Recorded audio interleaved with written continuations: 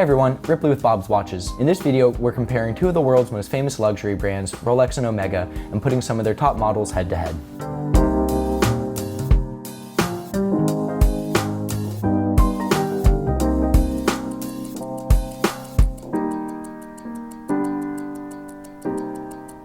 If you haven't already done so already, don't forget to like our video and subscribe to our YouTube channel so that you can stay up to date on all our latest content. Rolex and Omega are two of the most universally respected timepiece manufacturers in the world, each one with a history that spans over 100 years. Rolex was founded in 1905, while Omega's history dates back even further to 1848. However, both brands have produced a number of truly legendary wristwatches that have been worn everywhere from the bottom of the ocean to outer space and everywhere in between. Additionally, both brands occupy relatively similar price points. While both Rolex and Omega produce high-end timepieces that cost several $1,000s, neither are as expensive as some of the other well-known brands such as Patek Philippe or Audemars Piguet, who both require a minimum investment of well into the five-figure territory. Furthermore, while both Rolex and Omega offer comparable offerings within their respective catalogs, each brand has its own unique design language and personality. Let's compare some of the top watches from Rolex and Omega head-to-head. The Daytona and the Speedmaster are two of the world's most famous chronograph watches. The Speedmaster was first launched in 1957 and holds the distinction of being the first flight-certified watch in NASA and the first watch worn on the moon, while the Daytona first arrived in 1963 and made global headlines back in 2017 when Paul Newman's very own Paul Newman Daytona sold for a record-breaking $17.8 million. Both the Daytona and the Speedmaster have strong and loyal fan bases, and each one is willing to argue to the end of time about which chronograph is superior. With that in mind, the biggest difference between the Rolex Daytona and the Omega Speedmaster is the range of variation that exists within each collection. There's only one version of the Rolex Daytona. Sure, you have your choice of materials and dial colors, but all of the current range will have a case diameter of 40mm and be powered by Rolex's self-winding caliber 4130. On the other hand, the Omega Speedmaster collection is remarkably diverse. While the brand still produces a NASA-certified version of the watch, complete with a hand-wound movement and Hess-like crystal, Omega also offers a vast variety of other Speedmaster watches such as the Mark II Racing X33 coaxial and Speedmaster 57 watches, which are all powered by a number of different movements. On the dive watch side of things, the two core models from Rolex and Omega are the Submariner and the Seamaster, respectively. The Submariner dates back to 1953, while the Seamaster was first released in 1957. In their current forms, both watches offer users 300 meters of water resistance, sapphire crystals, and unidirectional timing bezels fitted with ceramic inserts.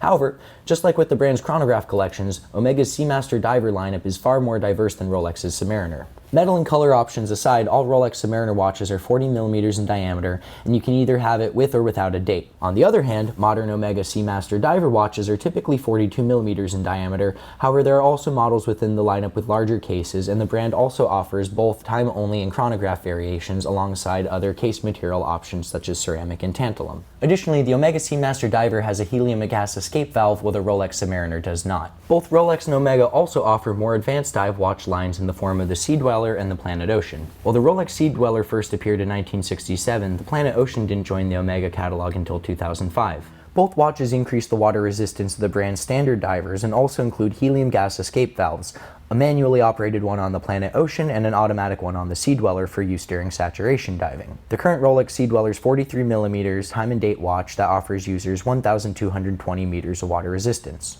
On the other hand, while the standard depth rating of the Omega Planet Ocean is 600 meters, the collection is significantly more varied than the Sea Dweller, and it's available in a number of different case sizes, materials, and configurations. Furthermore, while the Sea Dweller is and always has been a time and date watch, Omega offers versions of the Planet Ocean with both chronograph and GMT complications. Although it's the very sports watches from Rolex and Omega that frequently receive most of the attention these days, both brands offer extensive selections of watches designed for everyday wear and use.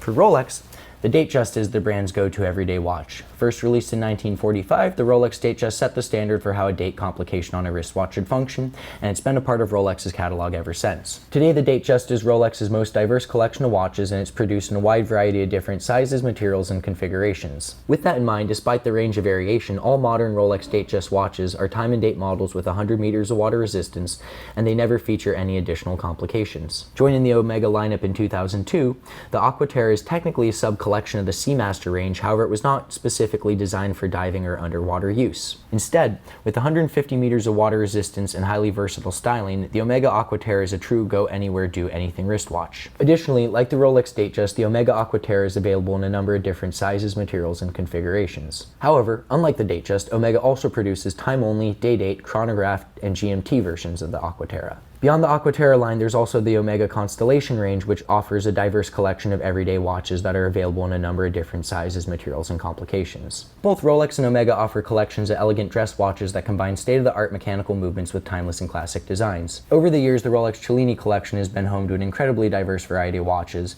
with some now discontinued models even powered by quartz movements. However, in more recent years, the Cellini line has adopted a much more consistent identity. Today, all Rolex Cellini watches feature 39mm cases and are crafted from solid 18-karat gold. However, the brand does offer time-only, time and date, dual time, and moon phase models. The Omega Deville line used to be part of the Speedmaster collection, but became its own line of dedicated dress watches in 1967. Today, the Omega Deville collection contains a wide variety of different models, crafted in everything from stainless steel to platinum, and fitted with movements that range from simple time and date affairs to complex annual calendars and even tourbillons.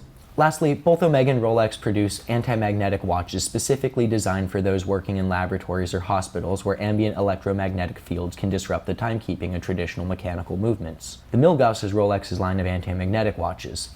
First unveiled in 1956, the Rolex Milgauss was specifically designed for scientists and promised magnetic resistance in excess of 1,000 Gauss. Although the modern Milgauss uses Rolex's caliber 3131 movement, which features a number of parts that bolster its magnetic resistance, the watch still relies on an internal shield to provide it with its anti-magnetic capabilities, just like the very first Milgauss reference from the 1950s. For Omega, it's the Railmaster that's the brand's official line of anti-magnetic watches. However, a number of its other contemporary models also boast exceptional magnetic resistance. Today, the modern Railmaster is part of the brand's greater Speedmaster collection. The current Omega Railmaster uses one of the brand's master coaxial movements that are entirely anti-magnetic by nature and offer an incredible resistance of more than 15,000 Gauss. This is by no means the full extent of Rolex and Omega's catalogs.